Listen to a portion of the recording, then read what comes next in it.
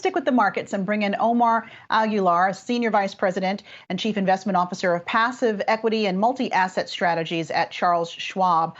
Omar, good to have you here. Would love to get your take on expectations for these final weeks of 2021. Do you think this market is going to continue to grind higher? Well, we're certainly, gonna continue to see, more records. I anticipate that as we get closer to the holiday season, the pent-up demand, still the excess liquidity that consumers have, will be, in full play. A lot of that we will see ahead of time as we continue to get and the expectations get into the holiday season. But the expectation that consumers, the wealth, the overall optimism, will probably play out, more than the concerns that clients have about inflation and higher interest rates. So what's the strategy, the portfolio strategy going forward? Are you overweight one particular sector over another? Well, what we have been working with clients over the last 6 months is, just looking at, the progression of how we went from, the full economic recovery to an expansion. And we extended that expansion, of economic growth that the market took in stride, moving into what is the next phase of the economic cycle, which is the deceleration. I think we're in that mix of deceleration where the expansion we continue to see in the markets. We are starting to see the beginning of that deceleration when we see growth and traditional, more higher quality growth companies doing much better than the cyclical trades that dominated most of these years. So we see that transition. So what we encourage clients to think through is to use the opportunity to rebalance the portfolio as we go into the end of the year and maintain that, cyclical trade that still can benefit from some of the, COVID, responses and reopening trade, as people call it. And then, moving into the next phase of the economic cycle going to 2022, that will be more a traditional deceleration, high quality growth where technology, consumer cyclicals are more of these high quality companies do well. What about outside of the U.S.? I mean, I understand you're bullish on U.S. equities for the foreseeable future, but what about the emerging markets, which by and large have underperformed versus the U.S.? We still have lots of outstanding issues with regards to China. Where are you seeing opportunities, if anything, in emerging markets?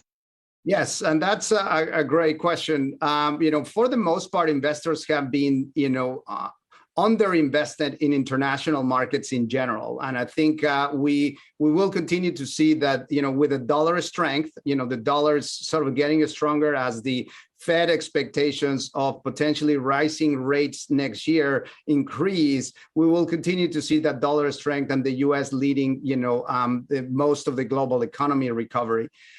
That being said, it is always wise to continue to look at opportunities for diversification, mostly in developed markets, whether it's Europe, Japan, and the rest of the developed world. As you well mentioned, emerging market faces probably more headwinds, going into the first part of next year. As number one, we will see the dollar, being higher usually is a headwind for emerging markets. Second, the influence of China and those partners with everything that is going on underneath the China political landscape and the changes into their economy is probably going to slow down the growth in emerging markets to the beginning of next year. So we try to stay invested in emerging markets, but certainly we have a preference towards the international developed markets. And when you say diversification, away from U.S. equities, it can be a positive thing. Is investing in cryptocurrencies part of that diversification, Omar? Well, a lot of the interest in the crypto it continues to grow among investors. We welcome, every investor that gives us a question around investing in crypto and investing in different parts of that market. It is always good to see, especially new investors, very interested in investing their money. That being said, we always encourage, to find, what is the reason why you find that attractive. And as long as that is consistent with your investment strategy, then, advisors usually do a good job in figuring out whether that extra source of risk could actually be beneficial for your portfolio.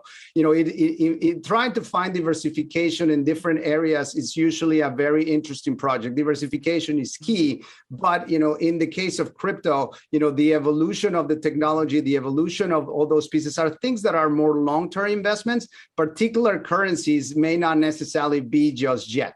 So when you think about the ecosystem that is being built out around crypto, that seems to be a significant opportunity for long-term investment, whether the specifics of one currency or another is still in the process of being regulated, but second, to understand the fundamentals on how to create value out of it. And Omar, finally, just want to ask your thoughts on sectors and what might lead this market higher in the coming months. We know that the infrastructure bill is about to become law. We see those infrastructure-related stocks doing quite nicely. Do you still see further upside opportunity in that sector?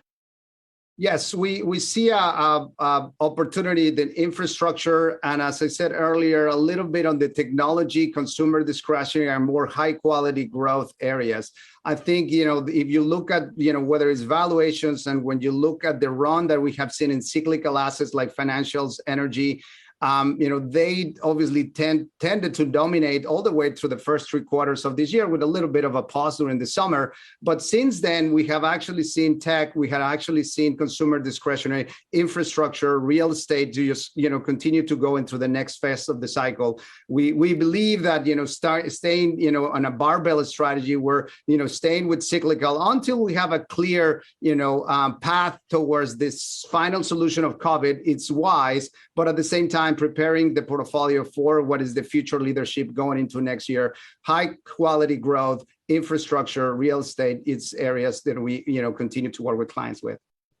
All right, Omar Aguilar at Charles Schwab Investment Management. Always good to see you. Thanks so much.